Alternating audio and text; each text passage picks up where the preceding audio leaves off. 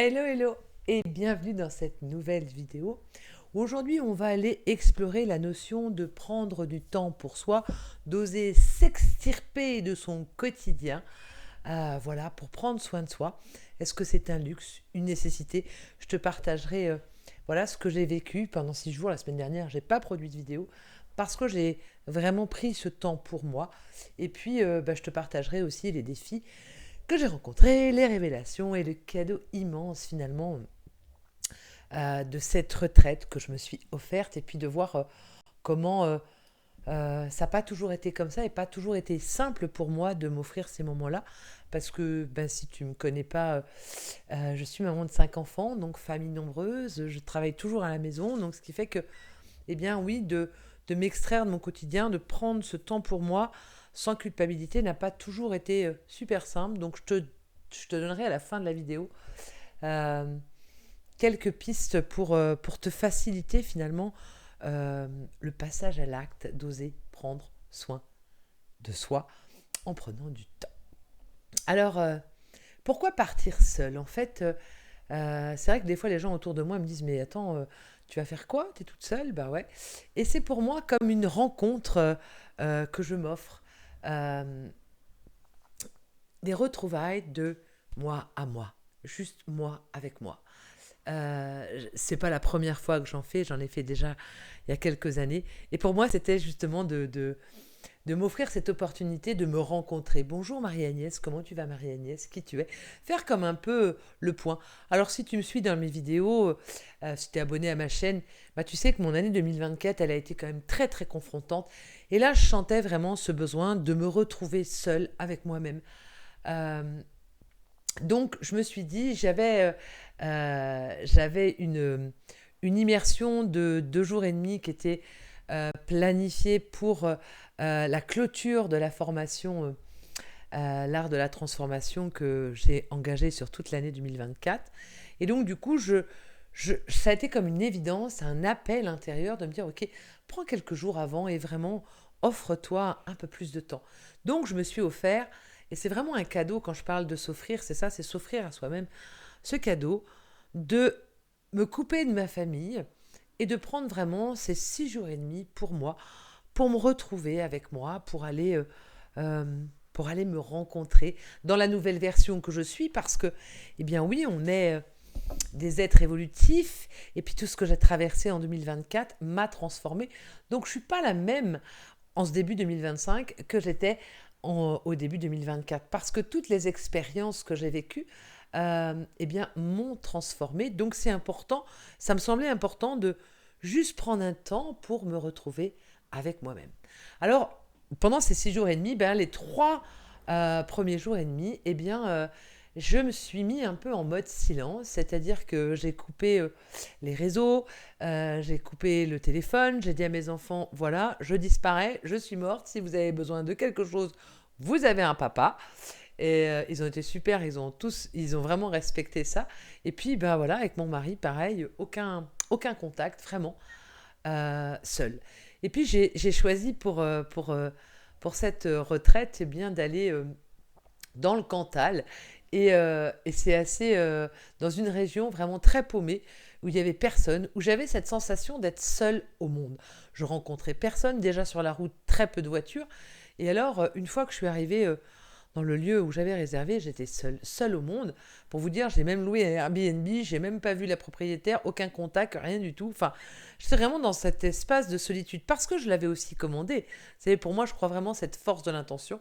J'avais vraiment commandé ça, j'avais posé cette intention d'être dans cette solitude. Et pourquoi dans cette solitude et ce silence?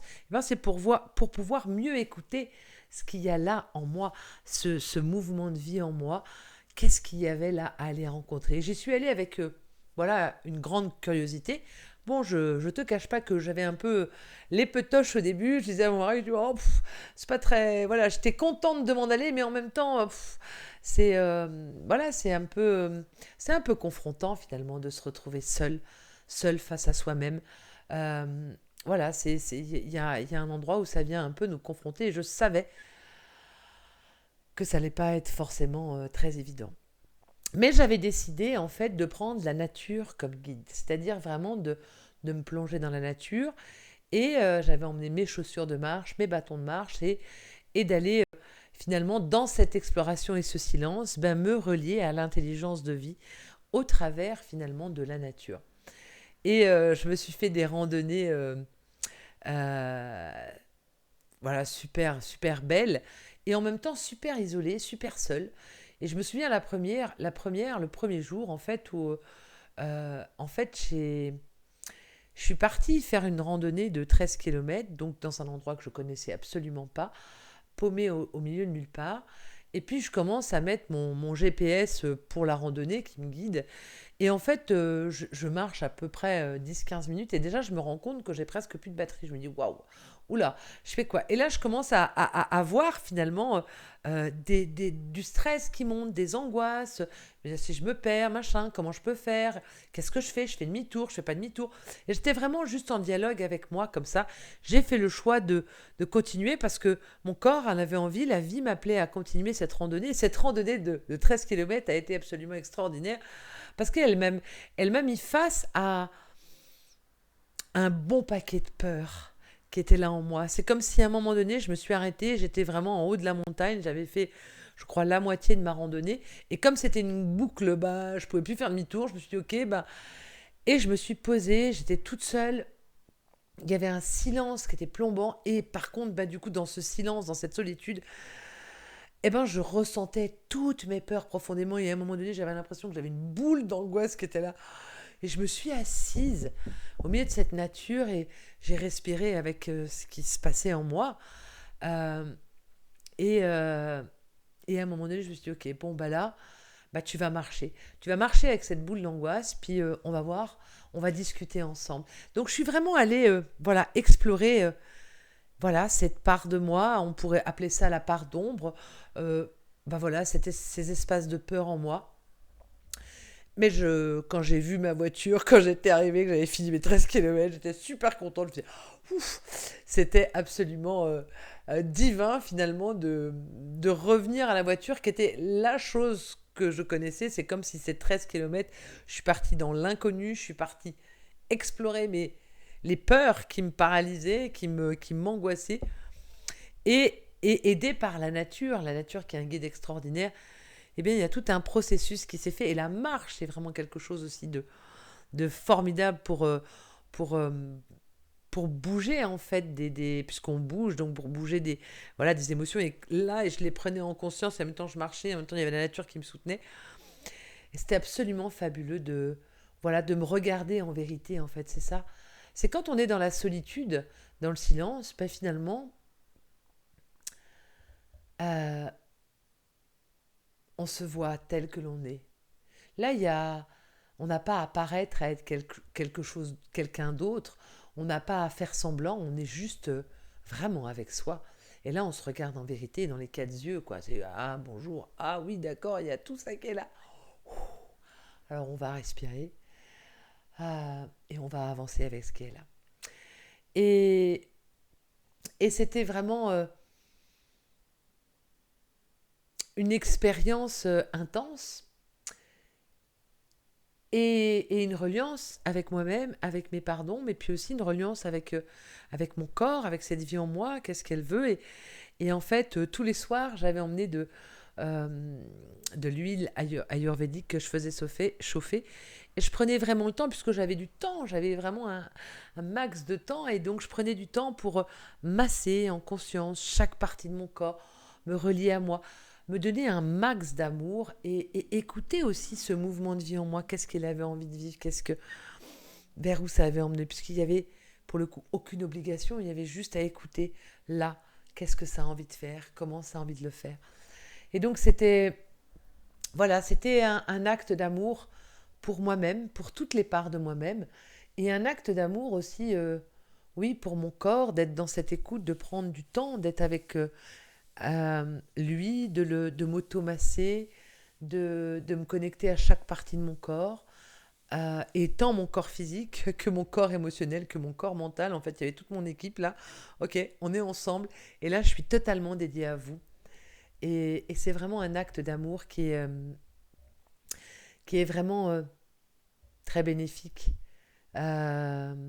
Parce que ce que je me suis rendu compte durant ces 3 jours et demi, c'est que plus je me donne de l'amour, eh bien, plus je me relie à moi-même. Et ça me permet aussi après de mieux me relier aux autres. Et de voir que finalement, ce cadeau de s'offrir du temps pour soi, de cet acte d'amour pour soi-même, c'est comme une boucle évolutive et c'est de soi aux autres, des autres à soi. Il y a quelque chose de, de vertueux là-dedans. Mais si on n'est que à donner aux autres et qu'on ne prend pas ce temps pour se donner à soi, parce que, soyons clairs, la personne qui sait le mieux ce qu'on a besoin, eh ben c'est nous-mêmes. C'est jamais les autres. Donc c'est aussi revenir souverain dans notre j'allais dire bateau, équipe, et de se donner, d'écouter ce que cette équipe a besoin et de lui donner, en fait, de répondre à son besoin. Et, euh, et c'est vraiment, ouais, voilà, un bel acte d'amour. Et puis, euh, donc le lendemain, c'était assez chouette parce que dans ce séjour, le lendemain, je me suis dit, bon, bah, je ne vais pas partir à un 13 km. Je ne sentais pas vraiment, j'avais vécu la veille cette randonnée intense, émotionnellement, physiquement aussi. Je m'étais déclenché des ampoules dans les pieds, puis on est en montagne, donc parfois ça monte comme ça, parfois ça descend comme ça. Enfin, c'était comme juste, ça m'allait bien physiquement. Je me suis dit, je vais y aller plus à l'intuition, pas me servir de mon téléphone et des randos qui sont enregistrés sur le GPS, mais plutôt au contraire, voilà, avancer, voir et regarder les panneaux, puisqu'il y a des indications partout. Je me suis dit, je vais bien voir où ça va me mener. Et puis ça m'a mené à, à une petite chapelle en haut d'un rocher, très haut. Bon, l'ascension a été un peu rude. Par 3 fois, je me suis dit, bon, j'arrête, je fais demi-tour parce que j'étais bien essoufflée, j'avais le cœur qui tapait à fond. J'étais quand même toute seule encore dans la nature. Je me suis dit, bon, j'ai pas trop envie de. J'avais toujours un peu cette petite angoisse de faire un malaise ou un truc comme ça. Parce que quand on est seul, et que du coup, comme j'avais coupé la connexion, personne ne savait où j'étais. Donc c'était quand même assez stressant par moment. Et puis là, voilà, j'ai quand même. Je sentais que la vie me poussait aux fesses. Elle me disait, si tu vas faire cette ascension. Donc j'ai fini par monter ce rocher. Et je suis arrivée sur un espace qui était magnifique. Une petite chapelle avec encore son cimetière, une croix, une vue panoramique absolument incroyable. Et, euh, et pour moi, c'était un contraste fou entre la veille où j'avais été vraiment dans mes zones obscures, où j'avais été dans la profondeur de la montagne, dans la forêt.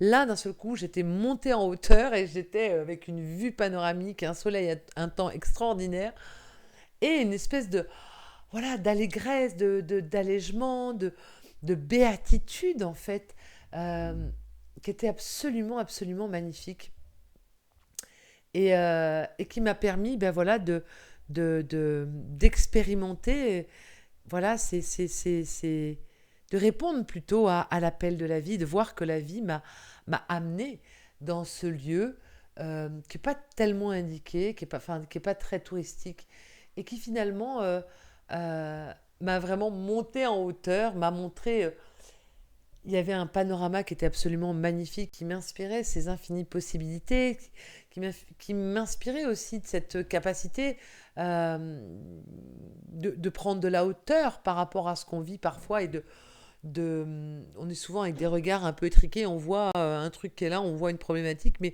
on oublie qu'on peut élargir notre regard et quand on est en haut, en montagne comme ça, il y a vraiment quelque chose qui est très large, il y a toutes ces infinies possibilités qui sont là, et puis la beauté du vivant, la beauté de la nature absolument incroyable, et de cette architecture, cette chapelle qui était montée là-haut. Putain, j'étais connectée à tous ces gens qui l'avaient construite, qui avaient dû monter ces pierres pour construire cette chapelle, une très très belle chapelle, et relativement grande. Et, bref, j'étais en béatitude, en extase, et c'était vraiment l'inverse de ce que j'avais vécu la veille. Il y avait vraiment deux opposés. Donc ce temps vraiment de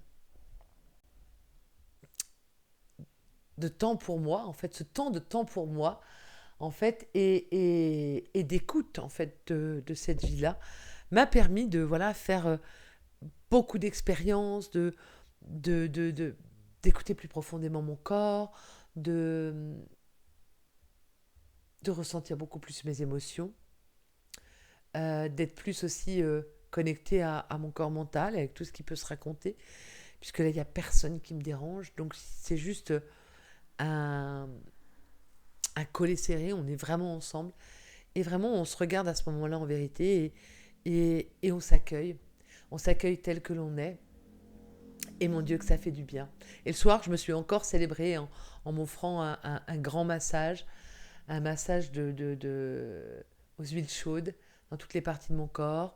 Et puis, voilà, j'ai fait aussi des puissantes méditations de François Lemay. Aller toucher le Nophine, aller toucher voilà, aller toucher la source, ouvrir son cœur. C'était absolument magnifique. Voilà, de vivre cette expérience toute seule au milieu de nulle part. Et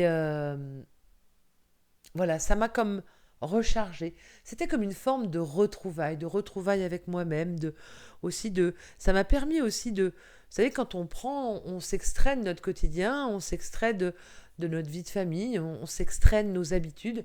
D'un seul coup, le regard que l'on a sur notre vie, ben, il change complètement.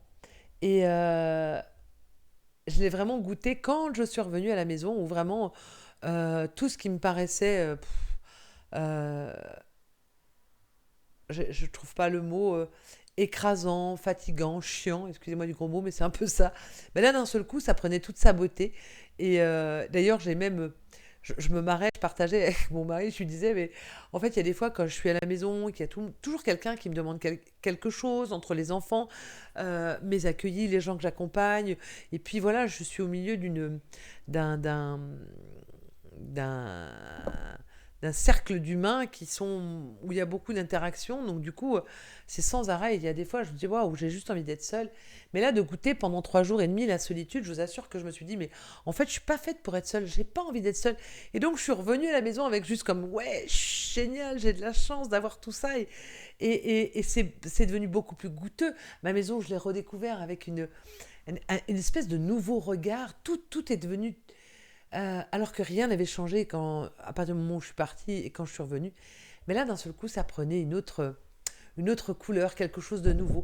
Parce qu'à l'intérieur de moi, il y avait beaucoup de choses qui avaient été traversées, qui avaient été explorées.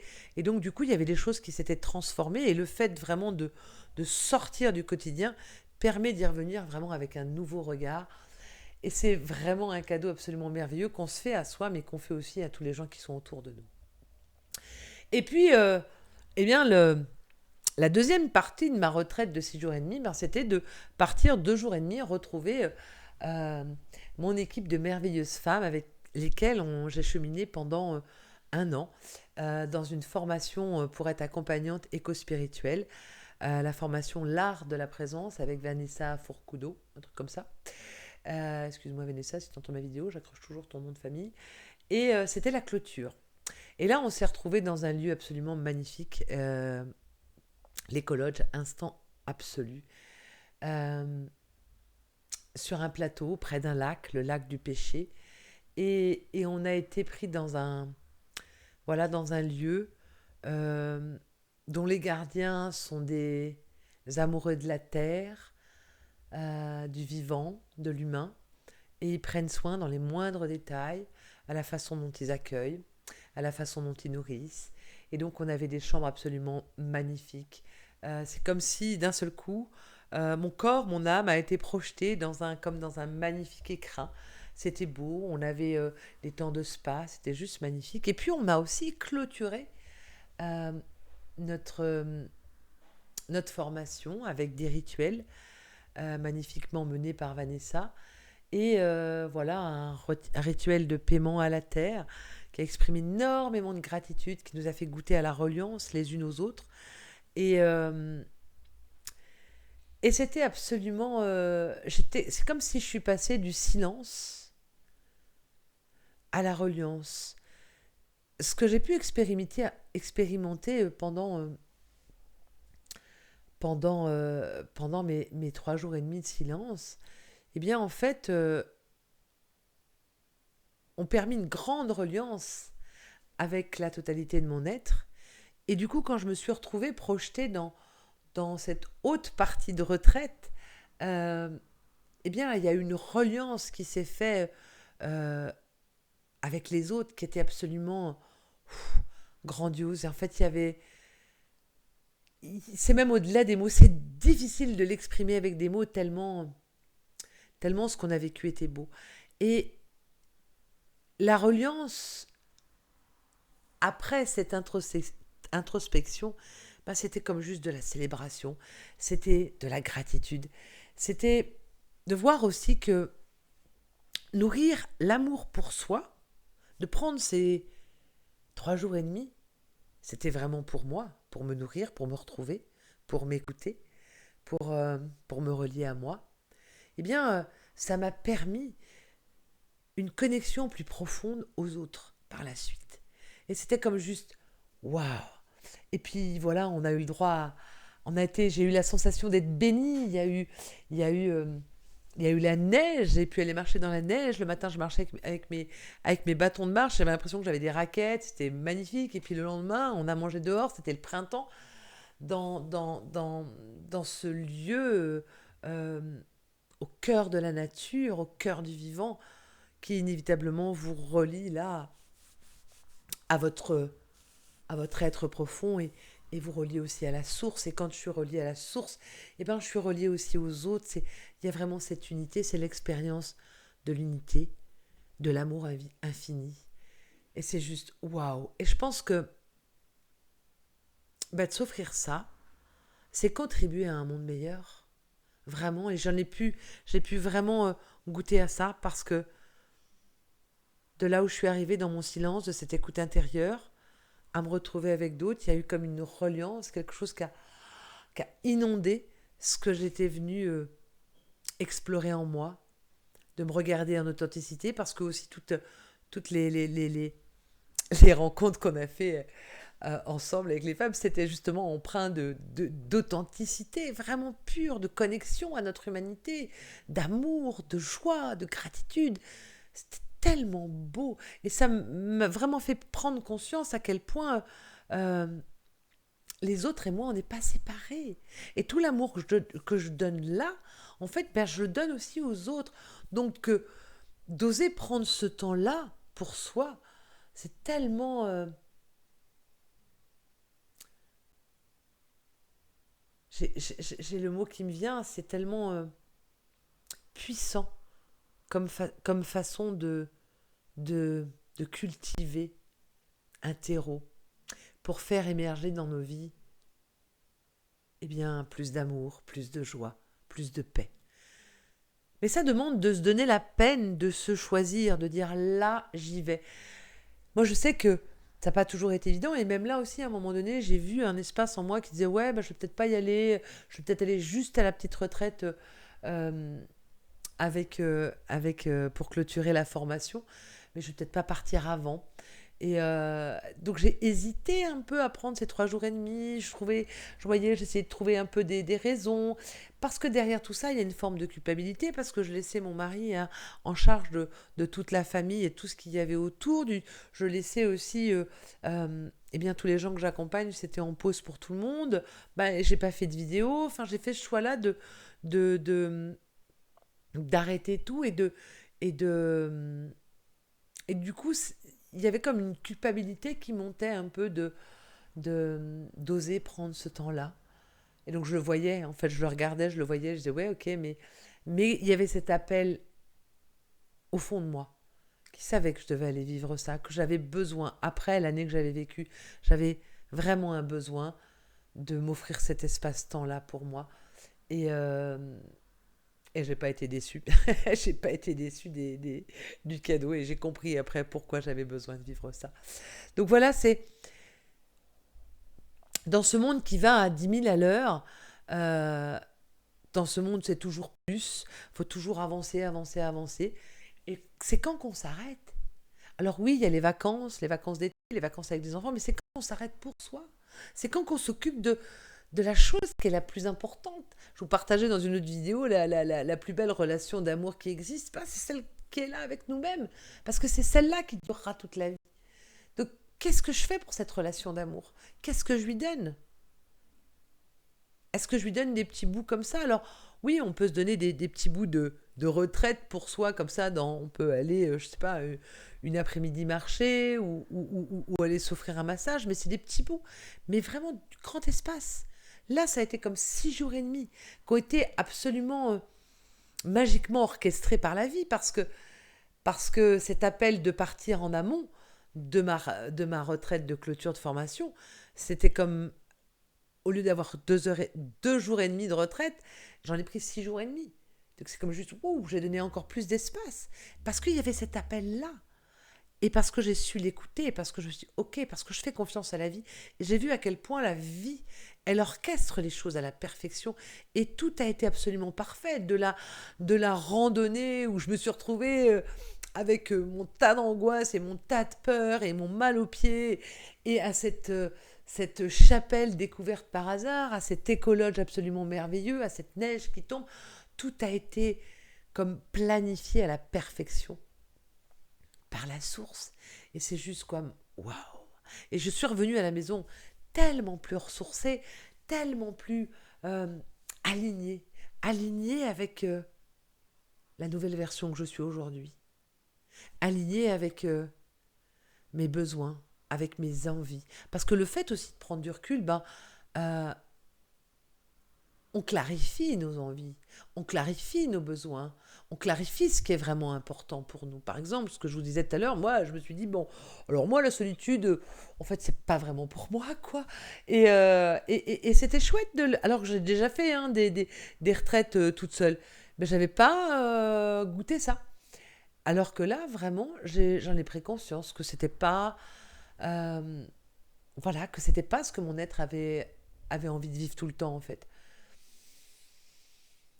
Donc voilà, et encore, je pense qu'il y a encore plein d'autres bénéfices et je ne peux pas tous les dire, mais je suis revenue plus en amour avec moi-même, plus en amour avec ma vie, telle qu'elle est ici maintenant, plus en amour avec mon mari, plus en amour avec mes enfants, plus en amour avec mon lieu de vie. Euh, voilà, plus en amour avec la vie. Et c'est juste waouh! Et la vie a continué à couler sans moi ici, tout s'est bien passé, et voilà, c'est absolument génial. C'est que parfois on se croit indispensable, mais non, on ne l'est pas en fait.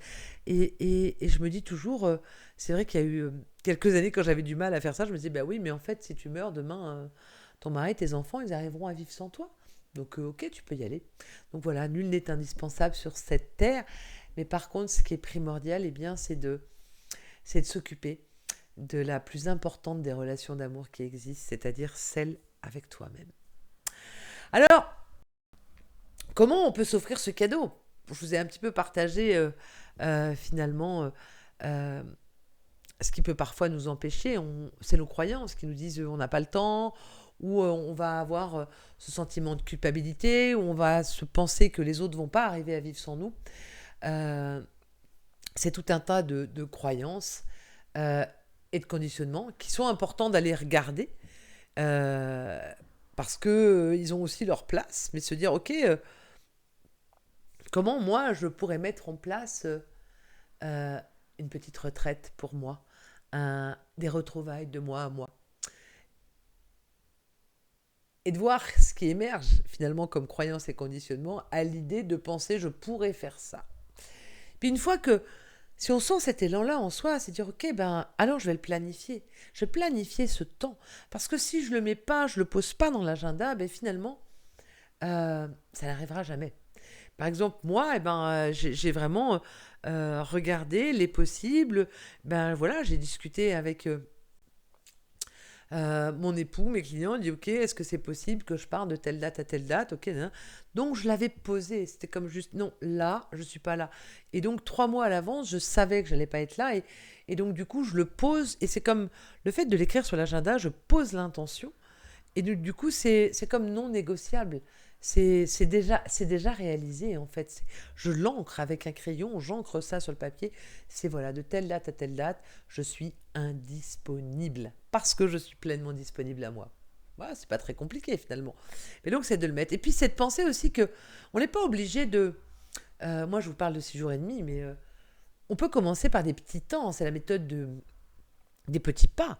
En fait, si on n'a pas l'habitude de faire ça, ben, ça peut être juste... je vais prendre 1 heure. 1 heure dans ma semaine pour disparaître de ma vie, pour prendre ce temps pour moi. Puis après, ça peut être aussi une après-midi, ça peut être une journée. En fait, il faut y aller petit pas par petit pas, parce que le mental, lui, il va venir, si d'un seul coup on lui dit 6 jours et demi alors qu'on n'est jamais parti, il va se dire, mais qu'est-ce que... Il va freiner des quatre pieds, et puis il va faire tout pour éviter que ça puisse se produire. Alors que si on lui fait vivre l'expérience par des petits bouts, par 1 heure, une après-midi, une journée. Ah, finalement, c'est sympa, une journée où je pars et puis je vais juste m'occuper de moi et je vais voir qu'est-ce que j'ai envie de faire, où j'ai envie d'aller. Voilà, juste sur une journée. Pensez qu'à moi, écoutez que moi. Euh, Et en fait, en y allant comme ça par petit bout, ben, ça rassure aussi le mental et donc du coup, c'est peut-être plus simple pour y aller. Voilà, c'est peut-être, je partage ça comme ça, c'est une voie, mais peut-être que directement, je crois que la première fois où j'étais partie, mon dernier avait 3 ans, euh, donc il a eu 13 ans, donc ça fait 10 ans. Non, mais j'étais déjà partie avant, je crois. Enfin, celle que je me souviens, c'est il y a 10 ans. J'étais partie dans un monastère, une abbaye cistercienne, et j'étais partie 5 jours. Voilà, j'étais partie 5 jours toute seule et je mangeais même pas. Je voulais pas aller manger avec les sœurs.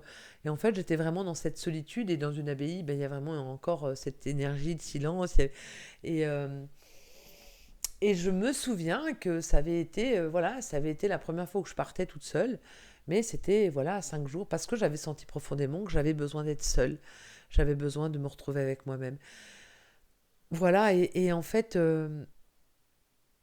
c'est quelque chose à expérimenter parce que c'est à sentir avec soi-même si ça résonne. Parce que peut-être qu'il y a des gens qui préfèrent partir en retraite avec un guide, avec quelqu'un qui va être là ou un animateur parce que la solitude, ben, ça peut être insupportable. Donc, tout ça dépend de soi et donc c'est important là encore euh, de s'écouter et de ressentir en fait l'appel. Moi, je fais ça, je fais ce mouvement-là parce que c'est ça, l'appel. Moi, c'est comme juste pouf, ça m'appelle et je peux pas faire autrement que l'écouter en fait. C'est juste, ah, ok, d'accord. Ok, on va partir.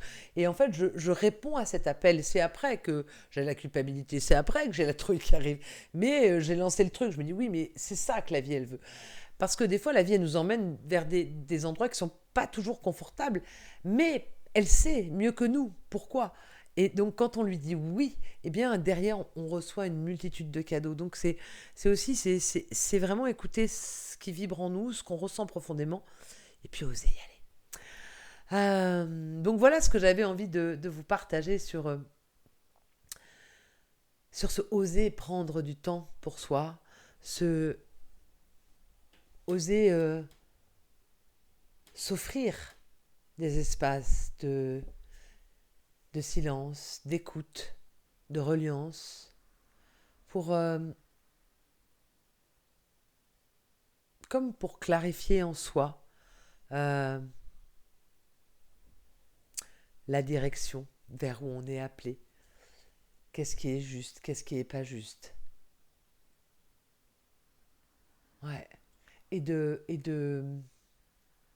d'être vraiment souverain aussi dans cette expérience, c'est-à-dire que c'est pas quelqu'un à l'extérieur qui dit ce qu'il faut faire, c'est vraiment de là que ça vient. Et donc, c'est aussi se rééduquer à écouter là, à écouter le mouvement de vie naturel, sans être perturbé par un quotidien où on a 1001 obligations, juste être dans cette écoute-là.